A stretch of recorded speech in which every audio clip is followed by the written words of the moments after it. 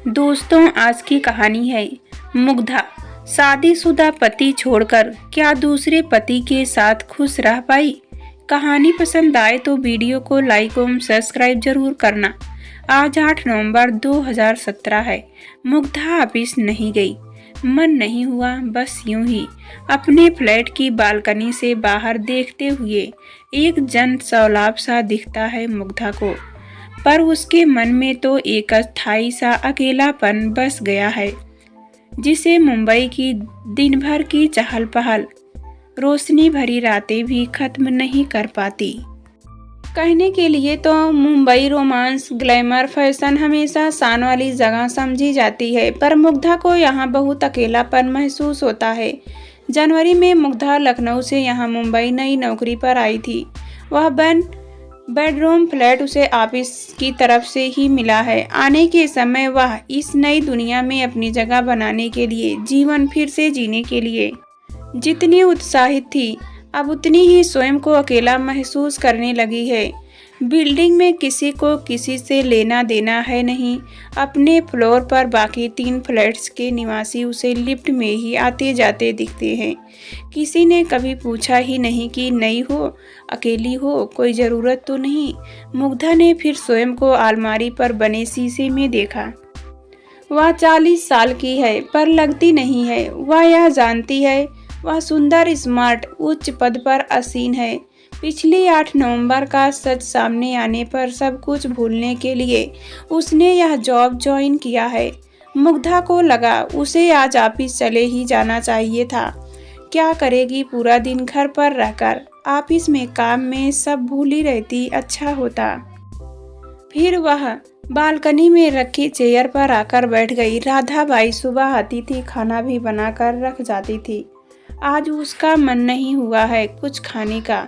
सब्जियों का त्यों रखा है। थकी थकी सी आंखों को बंद करके उसे राहत तो मिली, पर बंद आंखों में बीते 15 साल किसी फिल्म की तरह घूम गए। सरकारी अधिकारी संजय से विवाह कर बेटे शाश्वत की मां बन वह अपने सुखी वैवाहिक जीवन का पूर्ण रूप से आनंद उठा रही थी। वह खुद भी लखनऊ में अच्छे जॉब पर थी। सब कुछ अच्छा चल रहा था, पर पिछले साल की नोटबंदी की घोषणा ने उसके घरौदे को तहस नहस कर दिया था। नोटबंदी की घोषणा होते ही उसके सामने कितने कड़वे सच के पर्दे उठते चले गए थे।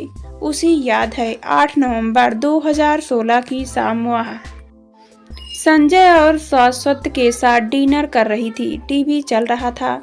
नोटबंदी की खबर से संजय के चेहरे का रंग उड़ गया था। शाश्वत देहरादून में बोर्डिंग में रहता था। 2 दिनों पहले ही वह घर आया था। खबर चौंकाने वाली थी। आर्थिक रूप से घर की स्थिति खासी मजबूत थी, पर संजय की बेचैनी मुग्धा को बहुत खटकी थी। संजय ने जल्दी से कार की चाबी उठाई थी। कहाँ था? कुछ काम है, अभी आ रहा हूँ। तुम्हें क्या हुआ? इतने परेशान क्यों हो? बस कुछ काम है। मुग्धा को सारी सच्चाई बाद में पता चली थी। संजय के सलोनी नाम की युवती से अवैध संबंध से सलोनी के रहने बाकी खर्चों का प्रबंध संजय ही करता था। संजय के पास काफी कालाधन था, जो उसने सलोनी के फ्लैट में ही छिपाया हुआ था। उसने ईमानदार, सिद्धांत प्रिय मुग्धा को कभी अपने इस काले धन की जानकारी नहीं दी थी। वह जानता था कि मुग्धा यह बर्दाश्त नहीं करेगी। उस दिन संजय सीधे सलोनी के पास पहुंच गया था। सलोनी को उस पैसे को खर्च करने के लिए मना किया था। सलोनी सिर्फ दौलत, ऐशो आराम के लिए संजय से चिपकी हुई थी। संजय का पैसा वह अपने घर भी भेजती रहती थी। संजय काले धन को ठिकाने लगाने में व्यस्त हो गया। सलोनी को अपने भविष्य की चिंता सताने लगी थी।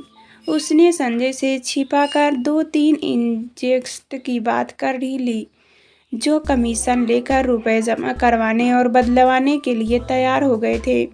उनमें से एक सीबीआई का एजेंट था। सलोनी की मूर्खता से संजय और सलोनी को गिरफ्तार कर लिया गया था। दोनों का प्रेम संबंध मुग्धा के सामने आ चुका था।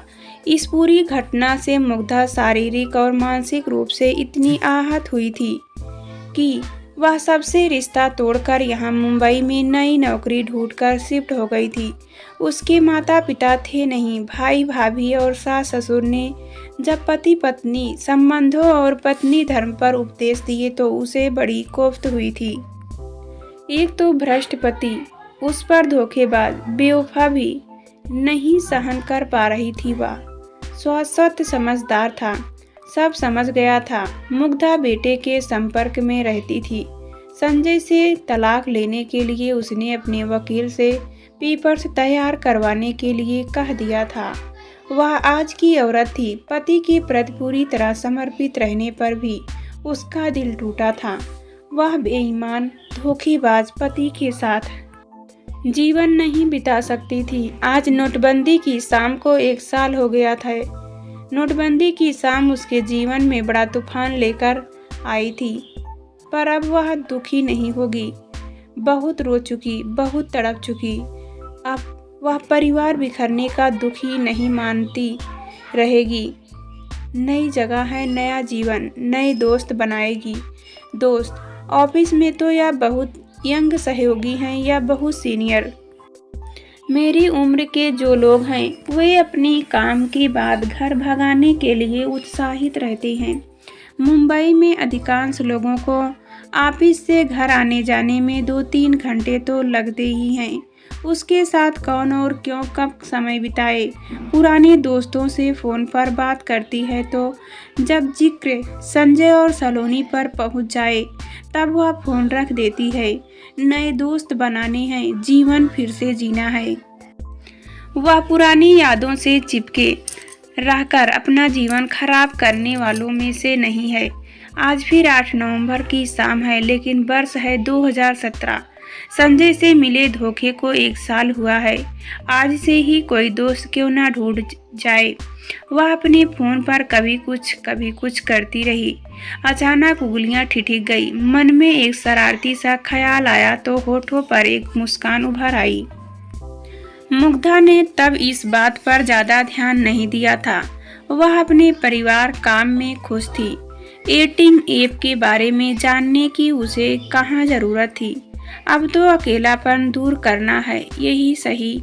वह देख रही थी पहला स्वाइपिंग ऐप, जहां उसे दूसरे यूजर्स के फोटो में चुनाव के लिए स्वाइपिंग मोशन यूज करना है। अच्छे लग रहे हैं, मैच के लिए राइट स्वाइप, आगे बढ़ने के लिए लेफ्ट। मुग्धा के चेहरे पर एक अरसे बाद मुस्कुराहट थी। वह एक के बाद एक फोटो देखती रही। एक फोटो पर उंगली ठहर गई।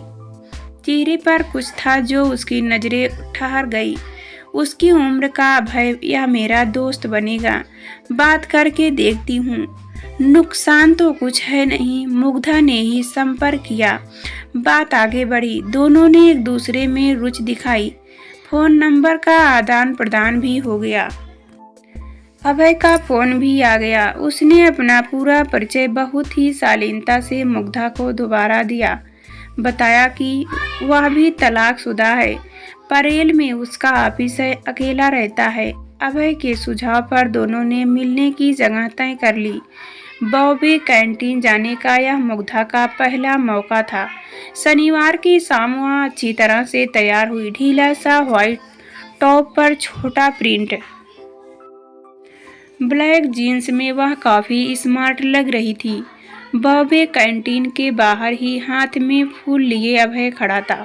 दोनों ने बहुत ही शालीनता से मुस्कुराते हुए एक दूसरे को हाय कहा।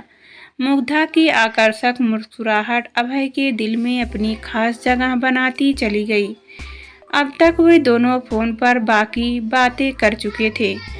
बॉबे कैंटीन के इंटीरियर पर नजर डालते मुग्धा ने कहा, काफी अलग सी जगह है ना, मैं यहाँ अक्सर आता हूँ, मेरे ऑफिस से पास ही है।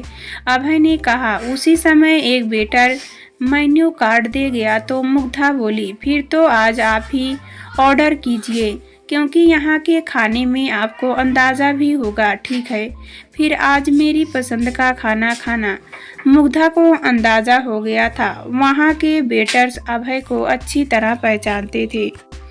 अभय का सहज सरल व्यक्तित्व मुग्धा को प्रभावित कर गया था। अभय उसे बहुत अच्छा लगा था। खाना सचमुच जायकेदार था। मुग्धा ने दिल से अभय की प्रशंसा के खाने की तारीफ की।